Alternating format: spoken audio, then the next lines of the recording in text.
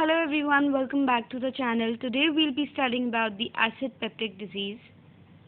So the first question which arises to our mind is what are peptic ulcers, right? So peptic ulcer is defined as presence of ulcer in the lower esophagus, in the stomach or in the duodenum area. It can also be present in the jejunum. So I hope you know these parts very well. So whenever your ulcers are present in these areas, they are said to be the peptic ulcers. Now what is the cause of peptic ulcer? It can occur because of various reasons, but usually it is occurring because the acid pepsin imbalance. So you know what acid is there, that is the HCl which we are talking about, and pepsin is the juice which is being secreted by the stomach. They are the digestive juices. So when there is imbalance of acid and pepsin, it leads to the peptic ulcers. How does it lead to peptic ulcers? These are really strong acids, and if their quantity or their amount is enhanced, or the imbalance occur and their amount is increased, it can break, or you can say it can damage the mucosal surface. So whenever it damages the mucosal surface more than 5 mm also in depth is said to be peptic ulcer.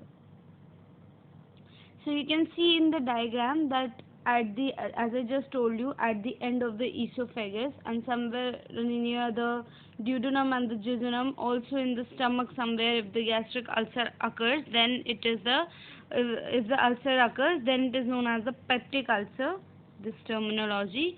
And you can see how this exactly looks like. So this is the endoscopy machine which we use to check whether there is any kind of ulcer or not. So this is how the ulcer looks like. It's like a bubble, or you say better is that it is a balloon kind of structure which you see, a discontinuation of the mucosa. So this is what a ulcer looks like. So there are actually two types of peptic ulcers. It can either be the duodenal ulcer or it can be the gastric ulcer.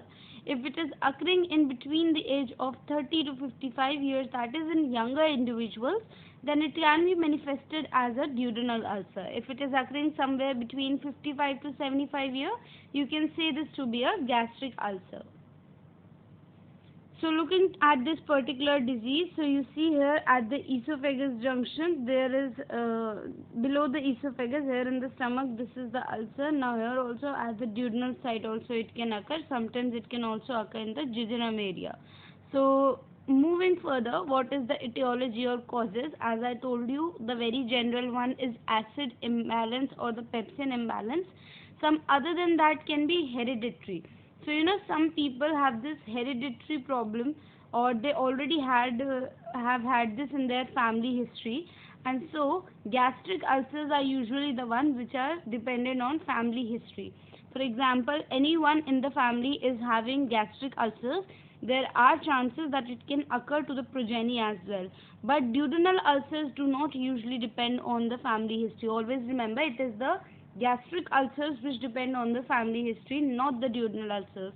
Now another cause can be Helicobacter pylori infection, that is the H. pylori infection. So in 70% of the cases this is the cause, and it can also lead to mucosal damage, which finally leads to the peptic ulcers. So what exactly the H. pylori does is it produces urease, okay, and just remember it step by step. The H. pylori, it produced urease, and now this urease converted urea into ammonia. And before it was all acidic environment, but after the urea was changed into ammonia, it became a alkaline medium. Okay, so just read out the step. H. pylori produces urease which converts urea into ammonia, which is alkaline. Okay, ammonia is alkaline, and now the acidic medium is being changed to a alkaline medium, which is good for the survival of the H. pylori. So this is how H. pylori creates a suitable environment for its growth and further leads to the progression of peptic ulcers. Moving to the third cause, there can be excessive use of your NSAIDs. You know what are NSAIDs? So like aspirin and paracetamol, when you use these kind of drugs at excessive use, they can react and can cause the peptic ulcers. It is a painful condition. So now moving to the next cause, that is smoking. After smoking, hypersecretion of HCl and pepsin juice, that is a kind of imbalance only, and sometimes GERD, that is the gastroesophageal reflux disease. So I've also made a video on this one, you can check it out. So even if a person is having GERD history or smoking history, then also peptic ulcers can occur in that person. Moving to the clinical feature, if a patient comes to you with a complaint of peptic ulcers, now before doing endoscopy or before doing the diagnostic confirmatory test, how can you actually make it out? So there will be recurrent abdominal pain, there can be epigastric pain, there can be hunger pain. Now what is hunger pain? Whenever the stomach of the patient will be empty, then only he will have excessive pain feeling, and whenever he will eat again, the pain will be vanished. So this can be there. Then night pain, for example, a person is sleeping, suddenly around 3 a.m. he will get up and he will feel excessive pain in the abdominal cavity or in the stomach area, and so he will go and eat some food, and the pain will be relieved only by consuming some food. Next is, as I told you, the pain relief will only be there from these things, which can be food, milk, antacids, or sometimes vomiting. So this can be another clinical feature. Also you will see some episodic pain. Episodic pain, it's not that pain is occurring every 24/7. No, it does not occur in every 24/7 time. It is usually initially, if you see, the episodes of pain will become, for example, 3 times in 3 weeks. It will be like this, and in later conditions, or when the condition gets chronic or worse, it can occur more frequently. So initially the episodes of pain will be less, but in later cases the frequency may increase.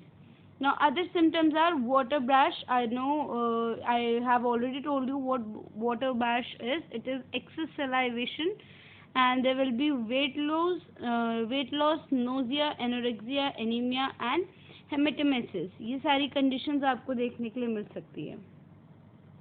Moving to the investigation. The very first thing we can do is the endoscopy, which I just made you see in the picture. What is endoscopy? You take a very thin tube kind of structure and you pass it through the esophagus into the stomach region, and through that you can check out whether there is any ulcer or not. Or another thing you have to do is you have to do the biopsy of the ulcer to check the malignancy, if there is any malignancy or not.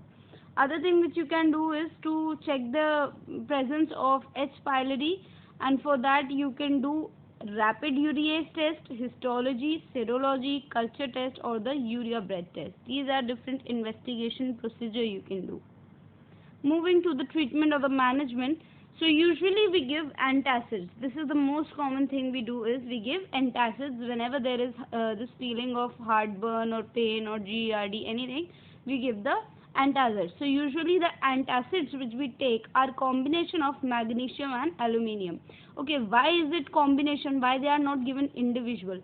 Always remember, if we give an antacid which only consists of aluminium, there are chances that patient can have severe constipation. Okay, so whenever you are giving a antacid which has only got aluminium, there are chances that the patient can suffer from constipation. And if you are giving antacid which is only having magnesium, then the patient can have diarrhea conditions. So in that conditions, we give both the combination of magnesium and aluminium, so that neither does he have constipation, neither does he have diarrhea. So this is the reason why we give a combination of both of them. Another thing which you can give is H2 receptors, some like cimetidine and ranitidine. Then you can give the proton pump inhibitors like omeprazole and pantoprazole. If you are giving omeprazole, remember the dose is going to be 20 mg for 4 to 8 weeks. Before the meal, you have to take 30 minutes before the meal. And if you are going for pantoprazole, you can take 40 mg daily for 4 to 8 weeks. And we also use some complex salts like sucralfate for treating the cases of peptic ulcers. So if you like the video, please hit the like button, subscribe to my channel and share this video with your friends. Thank you so much.